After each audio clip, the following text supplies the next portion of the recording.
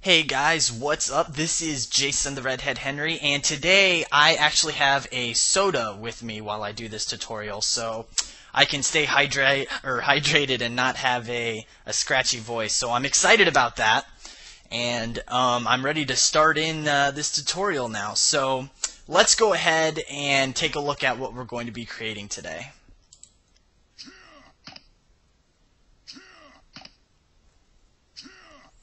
Okay, so I don't know if you can see it because, again, I'm recording at 15 frames a second, and this is a 30 frame composition. So it might look a little choppy for you guys, but when you open the file and stuff, which, by the way, you guys should definitely download the project files for this.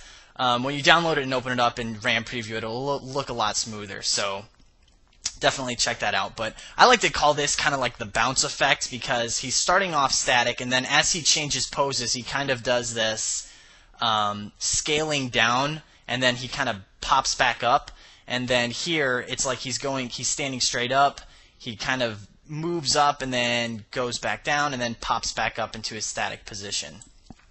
So I think it's a real nice, clean, smooth look, and it really gets, especially for LSW animation, it really kind of makes it look a lot more smoother and cleaner.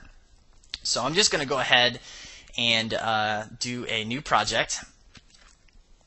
And again, make sure you guys download the project files if you want to follow along or whatever you guys want to do. So actually, before I start, I do want to mention, I forgot to mention this last time, but if you save your sprite sheets as a PNG or a GIF with a transparent background, I actually don't remember if After Effects sees that or not, but I'm pretty sure it does. So if you have a sprite sheet with just a transparent background, then you can import that into After Effects. And again, I'm pretty sure, not 100%, I actually probably should have checked before I did this tutorial, but I think it can read it, so it will show your sprites just on a transparent background, and you don't even need to do any color keying. But just for the purpose of these tutorials, in case you guys need to know how to do it, I'm just going to be keying out the background for the sprites.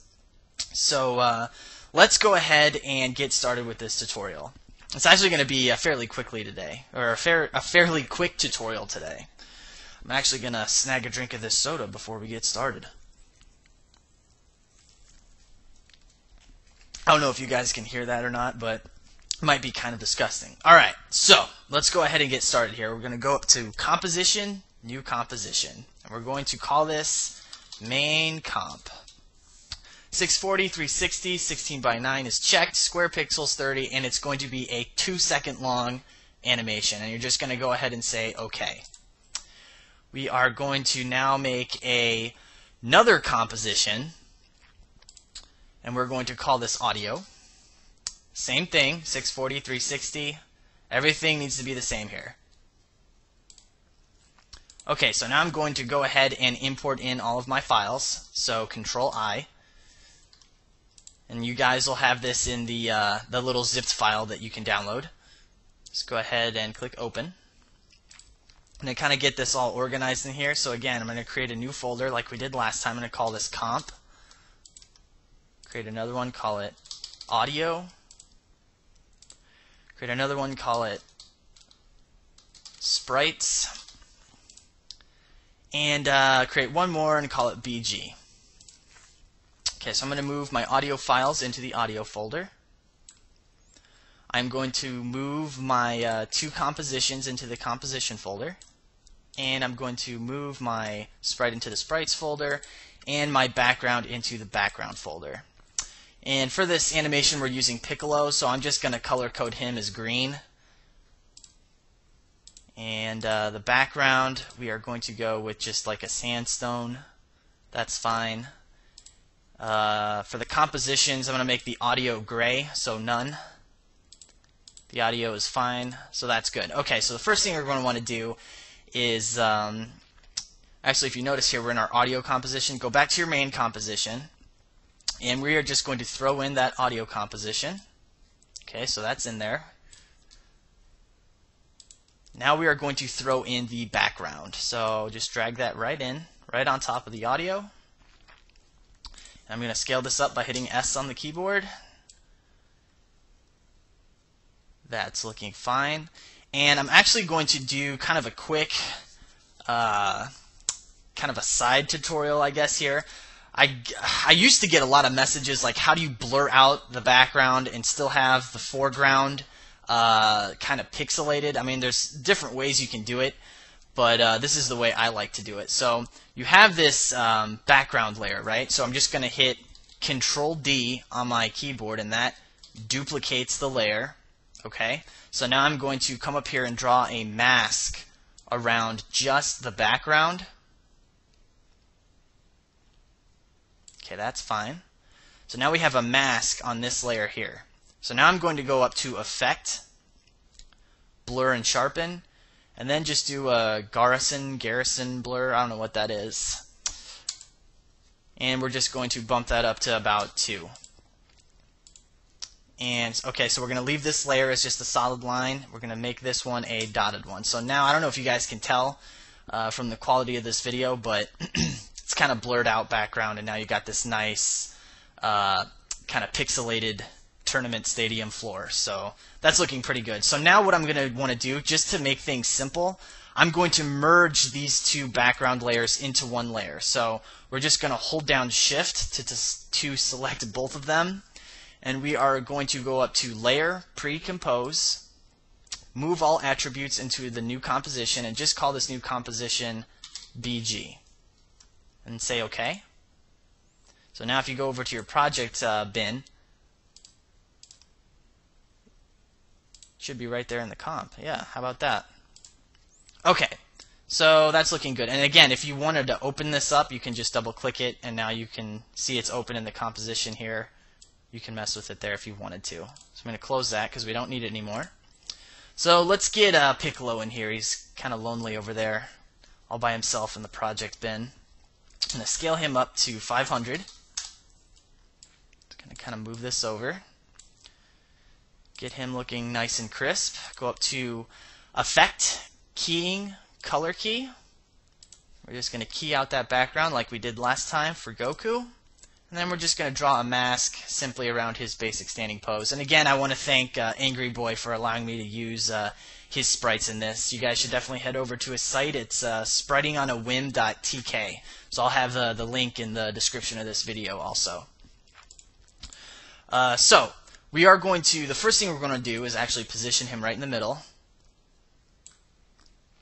Okay, that's pretty good. And now we are going to move the anchor point. So you may need to zoom out a little bit if you can't see it, but make sure you're in your stage area, and you'll know it's selected because it'll have this kind of gold background around it. So I'm just going to scroll back, make sure Piccolo's selected. I'm just going to move the anchor point right underneath his feet. Now the reason I'm moving it underneath his feet is because now when we're messing with his scaling properties, it's going to be right where this anchor point is, because if it was, say, down over in the lower right, where it was before, it would start looking really funky, and he wouldn't scale properly. So make sure that the anchor point is underneath his feet. Don't put it like directly under, just slightly under. It doesn't need to be perfect, but it does need to be fairly close. Okay, so we're going to kind of close that, and what we're going to want to do is kind of have him stay static and for about 10 frames. So I'm going to move up to the 10 frame point, and then I'm just going to go ahead and hit Shift-Control D. And we're going to page down 3 times. So 1, 2, 3, and hit Shift-Control D again. So now, in this little 3-frame layer, we're going to hit S, and we are going to mess with his scaling properties. So make sure that you unlink the X and Y properties here. We're going to go ahead and set a keyframe. Page down 1, 2, 2 times. And we're just going to bring this down to around, that's fine, 435. That looks pretty good. Maybe a little more. 417. All right, 424. Okay, that's the last, I promise, guys. 424. Okay, so we're done with that now. Now, with this new layer selected, we're going to move the mask. So do you guys remember how to do that? All you got to do is simply hit M with this layer selected and select that mask. Whoops, make sure you have the arrow. Just move it over into his next pose. So we're just going to kind of move this layer over on top of the other one just so we can get him in the right place here. And try and get it as perfect as you can. Move that back. And again, we're going to move that anchor point underneath his feet. Okay, that's pretty good. So now it's like he just kind of bounces into this pose, but when you're playing it, it looks really smooth. So now we're going to go forward a second and hit Shift-Control D. Okay, that cuts up the layer. And now we're going to page down 3 times. So 1, 2, 3, and then hit Shift-Control D again. So now we are going to actually scale him up. So go ahead and hit S. Make sure it is unlinked. And we're just going to scale him up right around, not too much, 528 or 530 seems good. Actually undo that, guys. Control Z. Or actually, you don't even need to do that. Just type in 500. My mistake. My notes are all jumbled today, so go ahead and set a keyframe. Make sure it's 500, 500 on the first one. Page down twice, and then go ahead and scale him up to around 530. That's fine. Okay, so now for this next one, go ahead and hit M. It brings up your mask. Select your mask. Just going to drag it over till this last pose right here. Bring this back. So really I'm looking at his feet here when I'm lining him up on the stage. So I want to make sure that his feet are, kind of in the same place where his other feet are.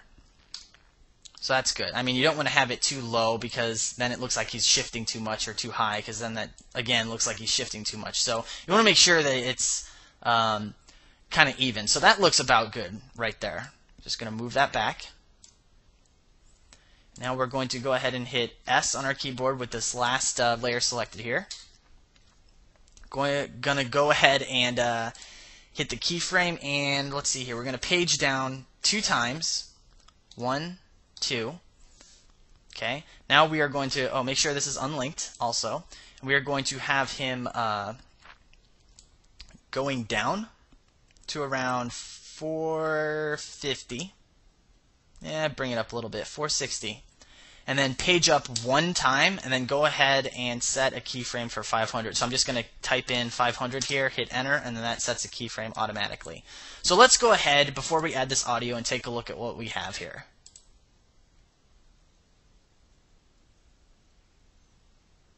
Yeah, that's looking pretty good, guys. So let's go ahead and add in this audio. So we're going to have him do his little grunt noise right when he makes that first move into that first pose. So right at 10 frames. So go ahead and go into your audio composition and just bring in this Piccolo ha file. Drop that right in there and have it start at 10 frames. And then for the little step effect, we're just going to start that right at 1 second. So in your audio composition, go ahead and bring in that ground hit. So now when we RAM preview this thing,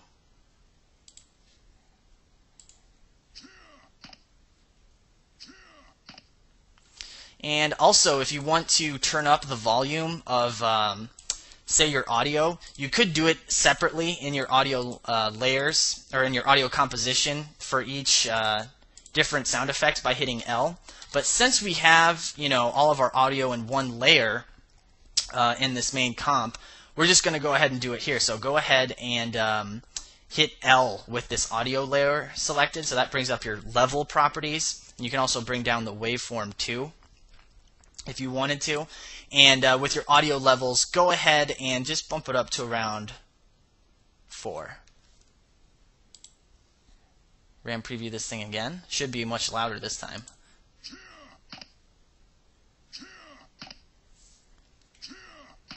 Nice. Okay, so actually, this is really pretty much it for this tutorial.